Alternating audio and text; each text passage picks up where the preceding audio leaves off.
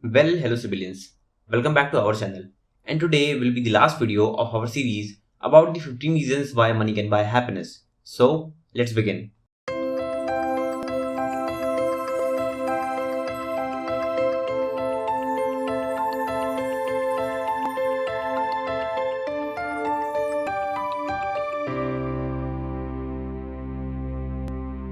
And today we will be continuing with our 13th point. And the 13th point is future survival. Now, we humans face an uncertain future. With all the things happening around the globe, I'm not very excited and happy about the future. As I'm recording this video, the world is still suffering from the COVID-19 pandemic, with some countries still in lockdown or some sort of restrictions.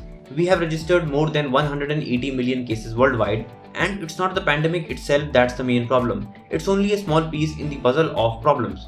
Humanity faces problems ranging from wildfires in the Amazon rainforest, Australia, and California, climate change, global warming, deforestation, the rising sea levels, to terrorism, food shortage, massive unemployment due to AI, and lastly, the COVID-19 pandemic.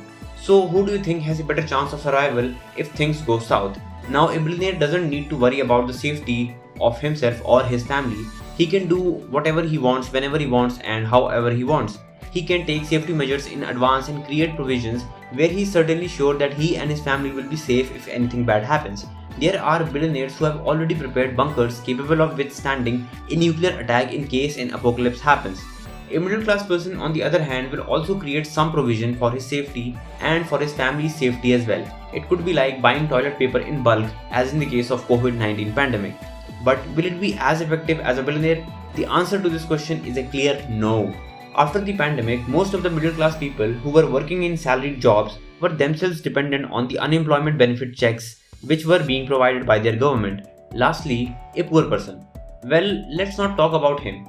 As we all have seen what happened when the pandemic arrived, poor people were completely dependent on the mercy of the local governments and charitable organizations.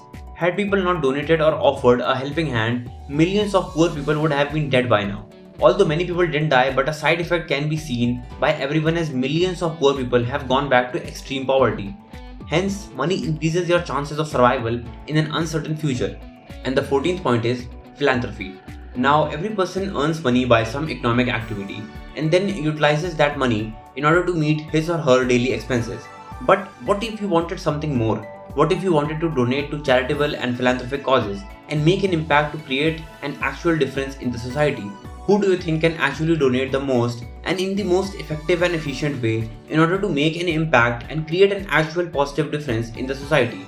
Now, a billionaire can donate as much money as he wants without thinking twice. When a billionaire like Warren Buffett says that he is going to donate 99.99% of his wealth to charity, he literally means it. Just recently, Mr. Buffett donated more than $4 billion to charity. Warren Buffett and Bill Gates, who co-created the Giving Pledge in 2010, is a charitable organization which aims at billionaires coming together and signing up to donate at least 50% of their wealth to charitable causes. Now, can you just imagine what will happen if some of the wealthiest people in the world combine their resources and network to make this planet a better place to live? Now, billionaires don't just splurge in spending a lot of money to fulfill their own desires. They do, but at the same time, they know that it's important to give something back to the society. On the other hand, a middle class person also gives back to the society, sometimes in the monetary aspects and sometimes by being a volunteer in a charitable organization which is working for a cause. And we salute such people who work to give something back to the society, irrespective of how big or small their contribution is. On a personal level, it means a lot and helps everyone involved. But can a middle class person ever make an impact as big as Warren Buffett or Bill Gates? Certainly not.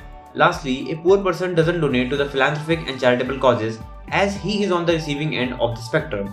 He's the one who's getting all the benefits from all of these charitable causes. Hence, money enables you to donate as much as possible and helps in creating an everlasting impact on the society. It helps you to actually make a positive difference and change the world while you leave your legacy behind, long after you're gone. And the last and 15th point is kids. So, who do you think will leave the most for his kids after he is long gone?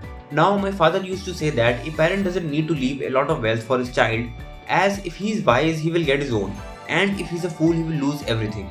But just for the sake of our argument, we will again compare to draw a clear conclusion. Now a billionaire can leave billions of dollars even after he has given away a major portion of his wealth to charity. He can actually give his children an opportunity to literally anything that they want to pursue in their life. On the other hand, a middle class person tries his best to give the life to his children that he was never able to receive, but he will never be able to leave billions or even millions for that matter. He might leave some wealth for his children, but in some extreme cases, some parents left this world with some bills left to pay, and that's not a very good proposition for any child. But still, we would like to pay a huge respect for such parents who are working their butt off just to provide a better future for their children. It's a future where they won't be even present to enjoy it, even if it becomes a reality. Lastly, a poor person will leave absolutely nothing for his children, and even if he leaves some stuff, it won't make a drastic difference altogether. Hence, money increases your chances of leaving a lot of wealth which can be passed on through generations, thereby ensuring generational wealth. So, based upon these 15 parameters, who do you think will be happier or the happiest? And I would like to ask you, do you still think that money can't buy happiness, or have you changed your mind? I just did a normal comparison of 3 people who had different bank balances, and in each of the 15 parameters, it was the billionaire who came on top. It doesn't matter that we compare on 15 parameters or 15 million parameters. Each and every time there will be an ultra wealthy individual with billions in his bank account who's going to win this comparison. So don't let anyone fool you into believing that money can't buy happiness. If money can buy a good house, nice clothes, healthy food, higher education and proper healthcare, then money can buy anything and it can certainly buy happiness. In the end, I would like to conclude that money can buy whatever the fuck you want to buy. So go and earn as much money as you want. You should never feel guilty of earning more money, success or fame. If you can work for it, then you deserve every single bit of it. So that marks the end of this series. So comment down below and tell us what parts do you agree with us and on what parts do you disagree with us. So that was it for today's CiBillions. Now if you really liked our content, then please like, comment, share and subscribe. It's your likes that motivate us to make more content just for you. And do follow us on Instagram because our community of like-minded people is growing bigger day by day. So thanks for being with us until the end. We'll see you in the next one and thank you.